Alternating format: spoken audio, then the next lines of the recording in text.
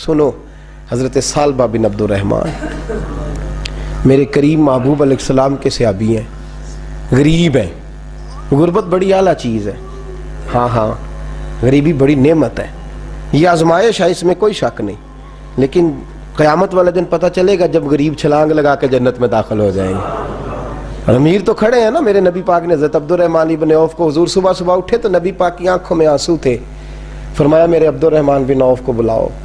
حضرت عبدالرحمن بن عوف آئے تو حضور نے سینے سے لگا لیا، نبی پاک کھول کے روئے، یا رسول اللہ حضور کیا ہوا؟ فرمایا عبدالرحمن رات میں نے خواب دیکھی ہے، سارے جنت میں چلے گئے، تو پیچھے رہ گیا ہے، تو پیچھے رہ گیا ہے، میں کھڑا تیرا انتظار کرتا رہا، میں تیرے بغیر جا نہیں سکتا تھا، پھر تو آیا ہے تو تیرا سارا وجود پسینے سے بھیگا ہوا تھا۔ حضرت عبدالرحمن بن عوف تڑپ کے روئے، قدموں پہ سر رہا، حضور میری غلطی۔ فرمایا یار تیرے پاس مال بڑا ہے، تجھے حساب دیتے دیتے لیٹ ہو گئی، تیرے بیگ کھل گئے، تجھے حساب دینا پڑ گیا، تو لیٹ ہو گیا، میں پریشان ہو گیا۔ حضرت عبدالرحمن ابن عوف نے 100 گھوڑا مال اوپر رکھ کے حضرت عبدالرحمن نے حضور کی بارگاہ میں پیش کیا، کہا یا رسول اللہ یہ۔ اور پتہ ایک دن کیا ہوا؟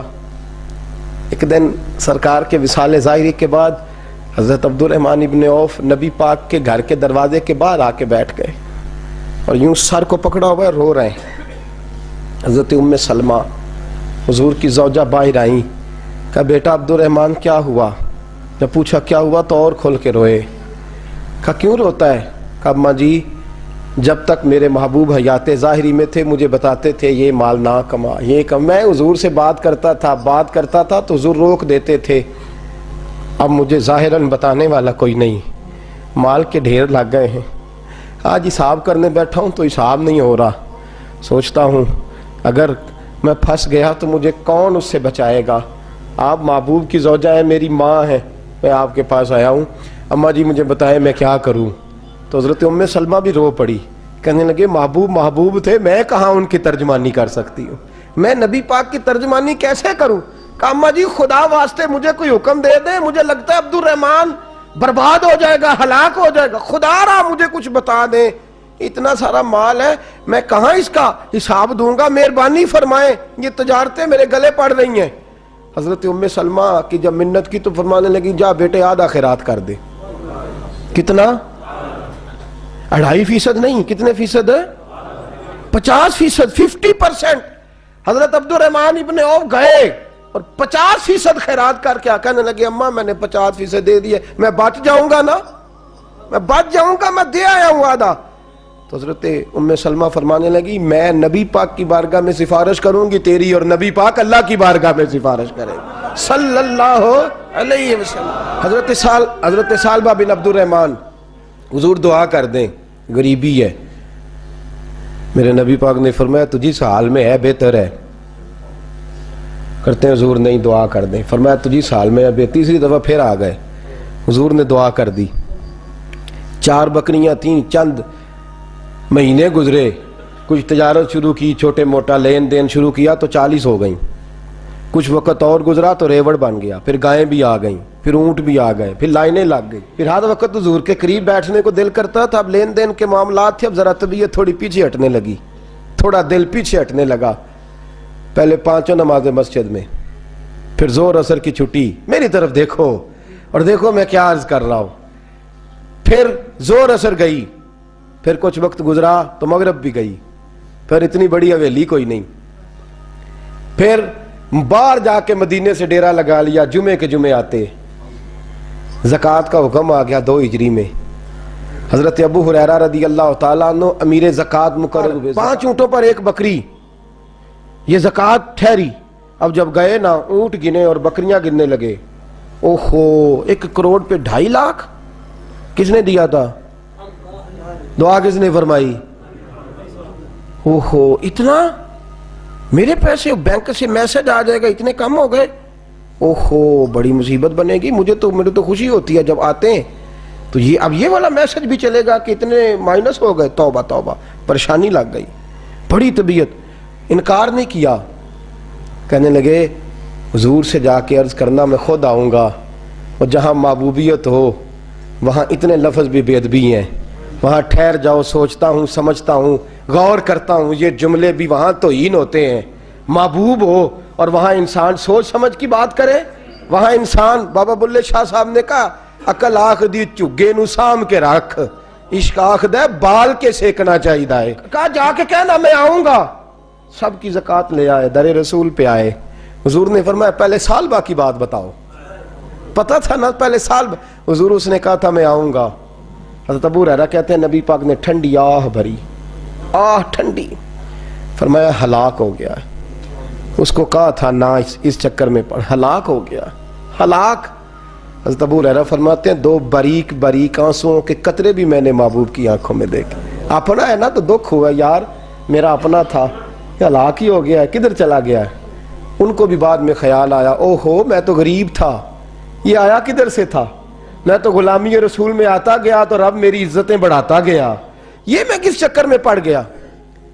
آئے لائنیں بکریوں کی لائے، حاضر کی، حضور وہ میں نے کہا تھا حضرت ابو ہریرہ سے میں خود آؤں گا، حضور میں خود لایا ہوں۔ فرمایا محبوب نے مجھے تو نہ بتا، میں تو سمجھتا ہوں، میں نے کہا تھا تو میں آ گیا ہوں۔ فرمایا چل اٹھا، دوڑ جا، لے جا۔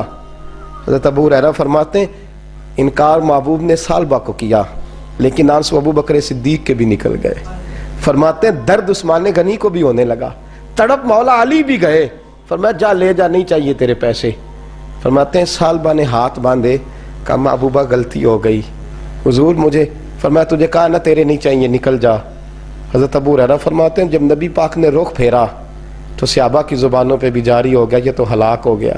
کہتے ہیں مدینے میں قحط پڑ گیا، محبوب نے فرمایا بلال تو بھی آج لا، ایک خشک چھوارا حضرت بلال کا قبول ہو گیا۔ لیکن سال با لائنیں لگی یا مال کی، فرمایا جا لے جا، تیرا قبول نہیں ہے۔ فرماتے ہیں تڑپتے رہے ساری زندگی اور مال کو دیکھ دیکھ کے آہیں بھرتے رہے، لیکن کریم نے اس تجارت کو قبول۔ حضرت ابو بکر صدیق کے پاس آئے، سرکار کے وصال، حضور قبول فرما لیں۔ فرمایا ساری دنیا کا قبول ہے، جس کا میرے نبی نے قبول نہیں فرمایا میں کیسے قبول کر لوں۔ حضرت عمر فاروق کے پاس آئے، فرمایا نہ تیرا قبول نہیں۔ حضرت عثمان کے زمانے میں وصال ہو گیا۔ عزیز یاد رکھ، تجارت وہ والی کر جو تجھے نجات دے، اس چکر میں نہ پڑ جا جو تجھے الجھا دے، جو تجھے الجھا دے۔ قرآن مجید کی آیت آئی اقترب للناس حسابہم وہم فی غفلۃ معرضون، لوگوں کا حساب قریب آ گیا ہے اور وہ ابھی بھی غفلت میں پڑے ہیں، ابھی بھی 2 کے 4 اور 4 کے 10 کر رہے ہیں، حساب کا وقت قریب آ گیا۔ حضرت انس آئے مسجد سے، ایک صحابی مکان بنا رہے تھے، جھونپڑی تعمیر کر رہے تھے۔ حضرت انس کو پریشان دیکھا، کہنے لگے انس خیر تو ہے، کوئی نئی آیت تو نہیں آئی؟ تو جناب انس کہنے لگے آیت تو آ گئی ہے، رب نے کہہ دیا کہ حساب قریب آ گیا، تیاری کر لو۔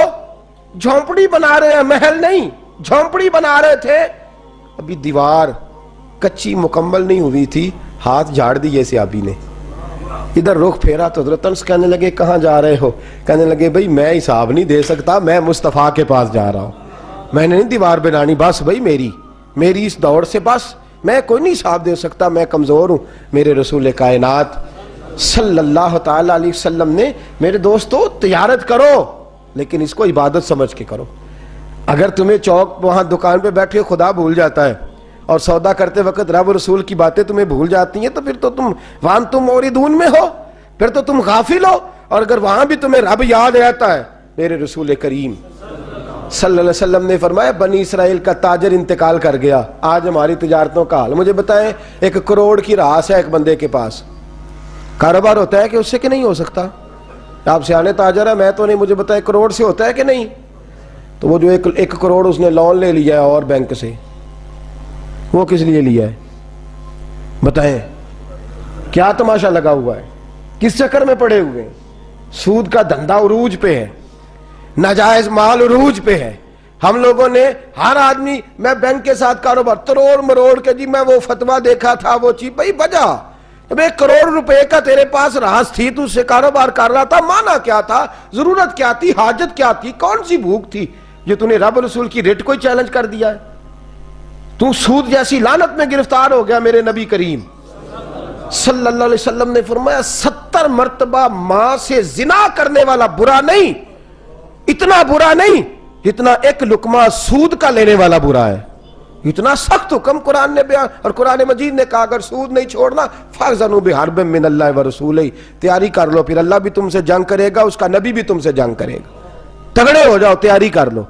اور یہاں سب کچھ چل رہا ہے، سب کچھ ہو رہا ہے، اس کے باوجود نماز بھی ہو رہی ہے، حج بھی ہو رہا ہے، سارے کام ہو رہے ہیں، 2 4 5 بھینسیں لا کے اور جناب وچھے لا کے قربانیاں بھی ہو رہی ہیں، سارے چکر ساتھ ساتھ چلائے ہوئے ہیں، 6 مالا دارت۔ میرے رسول کریم صلی اللہ علیہ وسلم نے فرمایا لوگو یاد رکھو، تجارت وہ والی کرو جس میں اللہ تم سے راضی ہو جائے۔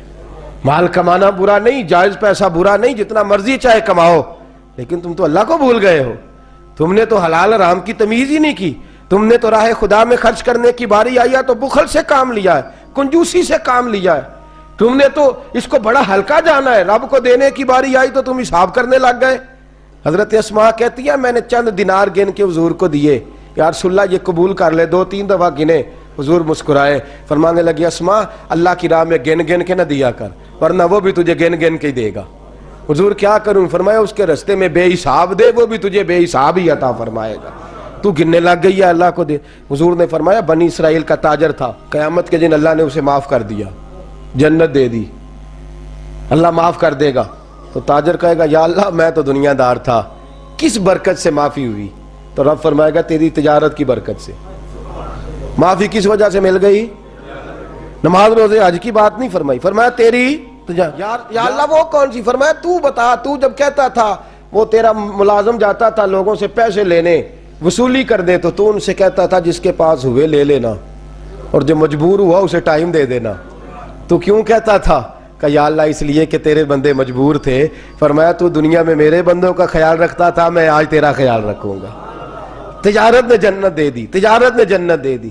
ہم آسانی نہیں کرتے، نرمی نہیں کرتے، بلکہ میں نے دیکھا ہے چودھری صاحب سوٹ لین گئے تھے، انہوں نے آندے نے آ جان کے پیسے تسی لے جاؤ، کہا تو آ جان گے، اگلا لے کے آیا، نال کریڈٹ کارڈ جیب میں ہے، وہ چیک بک ہے، اور کئی اس نے چیزیں رکھی ہوئی، انہوں نے تو لے جا۔ اور غریب عورت بیچاری، اس کی بچی کی شادی ہے، ماڑی ہے نا بی بی، وہ دکان پہ چڑھی ہے اور اس نے کہا وہ والا سوٹ دے، تیرے والا نہیں، یہ اماں تیرے خدا سے ڈر، اللہ سے ڈر، تو کپڑوں میں بندوں کو تولتا ہے، تو جیبوں میں لوگوں کو تولتا ہے، تو لوگوں کو وزن کرتا ہے ان کا، اماں تیرے والا نہیں، تو کو چھوٹی گل کر، ڈر اللہ سے، تو لوگوں کا وزن بنائے گا، وزن بنانے والا میرا رب ہے، طاقتیں دینے والا میرا۔ ہم نے مالک دکان کے کرایہ دار ہوتے دیکھے ہیں، اور ہم نے بڑے بڑے تاجر یہاں تجارت کرتے تھے ان دکانوں پہ ملازمت کرتے دیکھے ہیں، بے پرواہی ویک سجن دی جتھے کسے دی پیش نہ جاوے، انہیں تاجہ والے در در رولے، منگتے تخت بٹھاوے۔ اپنی زندگی میں تجارت کر اس رنگ کی کہ تجارت تجھے جنت کے اندر داخل کر دے۔ یہ چند آداب تجارت ہیں۔ آئندہ جمعہ میں بیان کروں گا کہ والدین انتقال کر جائیں تو کون کون سے حقوق اولاد کی ذمہ داری ہوتے ہیں، وہ کچھ حقوق میرے اعلیٰ حضرت نے بیان فرمایا۔ میری خواہش ہے کہ آپ سارے جلدی آ جائیں، اور بالخصوص جن کے والدین ظاہری طور پہ اس دنیا سے چلے گئے وہ ذرا زیادہ ہی جلدی آ جائیں۔ کچھ چیزیں ہیں جو ہمیں سیکھ لینی چاہیے، اور وہ ہمیں شروع کر دینی چاہیے جو ہمارے لیے نفع کا باعث ہوں۔ ہمیشہ مدحت خیر الانام میں گزرے، دعا ہے یہ عمر درود و سلام میں گزرے۔ آخر دعوانا